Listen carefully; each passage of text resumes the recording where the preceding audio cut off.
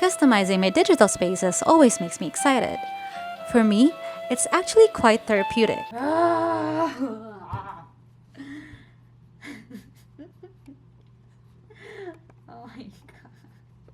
And because a new iPadOS has been released, this calls for a new look for my iPad. Before we dive into its customization, here are some of its specs in case you're curious.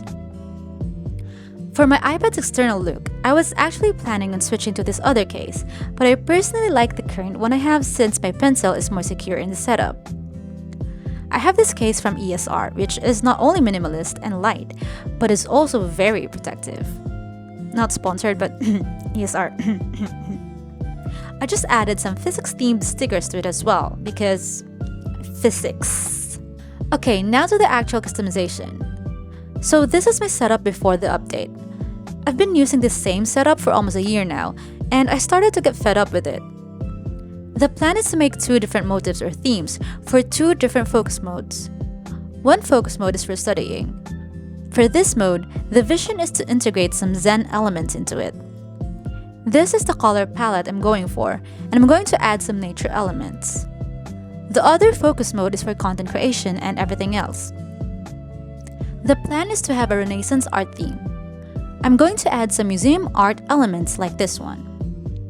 By the way, make sure to stay till the end to see the finished product and to know how I'm going to link these themes to their respective modes. The apps that I'm going to use to customize my iPad are Pinterest, Widgetsmith, Shortcuts, and MD Clock. Now for the fun part, scrolling through Pinterest. Pinterest has a plethora of aesthetic elements, which made it really hard to choose which pictures to use. I had to reevaluate my plan plenty of times because I kept seeing layouts and themes that looked really nice and pretty. But I spent so much time being so indecisive, so I finally took a firm stand and stuck with my original plan. By the way, I'm going to link my Pinterest board down in the description box in case you're all interested. Now that Apple finally brought the lock screen customization to the iPadOS, we now have more freedom and flexibility to make our iPads more aesthetic. Like the iPhones, we can add multiple lock screen options. We can now also change the font and color of the clock and add interactive widgets for both portrait and landscape modes.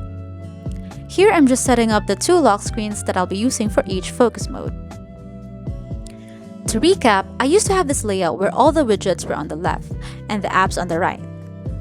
I intended to have 1 page for each focus mode, and I plan to have all the widgets at the top and the apps at the bottom for both pages. For the first page, I first added this extra large widget from Widgetsmith. Then, I have this clock from MD Clock. I actually paid for this because their 8-bit clocks are cute, but it's going to expire this October, which is a bummer. I also have this widget from the day before, which shows a countdown of my important events. What I like about this is that you can customize its background however you like. I also have another photo widget over here, but this one is stacked since I am indecisive. My existing icons already matched my theme, so I decided to keep them. Since this page is mainly for school, the apps I have here are just my school essentials. I have GoodNotes, Canvas, Outlook, Zoom, Teams, Canva, Google Drive, and Chegg. Yes, I use Chegg and I paid for it because I'm dumb and I have trust issues with my answers. In the bottom left corner, I also have some stacked widgets for Google Calendar, Notes, and Canvas.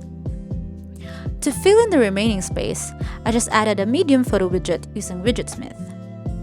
Now that the first page is done, we now move on to the second one. Like the previous page, I also added some photo widgets to match my desired theme. I also added a minimalist clock from MD Clock to balance out the artsy icons.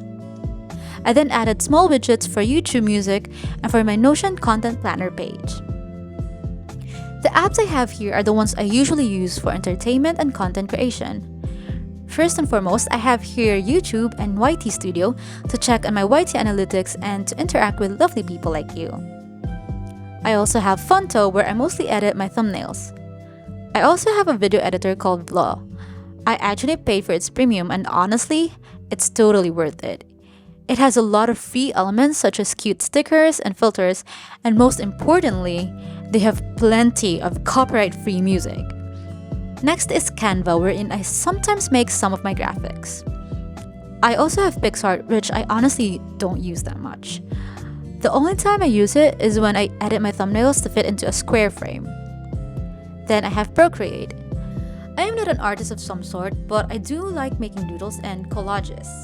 Like, look at this. What is this? And this?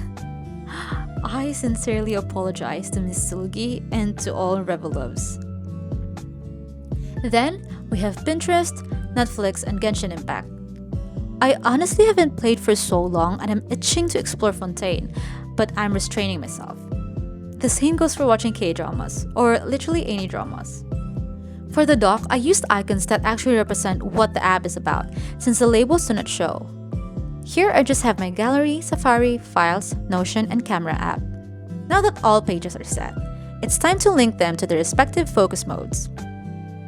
If you go to your settings and go to focus, you can create or edit your own focus modes. I have set the Sprout mode to be my study mode and the Dove mode to be my chill or content creation mode. After clicking it, you can then assign which screens you'll link to that specific focus mode. And then you're done. You can even set a schedule for when you want a specific focus mode to be activated, or you can activate it depending on your current location. I don't have a lot of apps on my iPad since I only use it for school and content creation, so I'm just going to speedrun the rest of my apps. My iPad is honestly one of my best purchases. I also treat it as an investment. Beautifying and aestheticizing it may be a lot of work, but it was all worth it. Personally, having an aesthetic iPad setup actually boosts my motivation and productivity.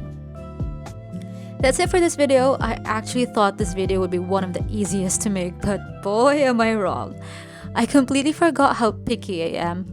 Pair it up with my indecisiveness and boom, the perfect equation for a crammed video. Anyway, I hope you guys enjoyed it and see you on my next one. Bye bye!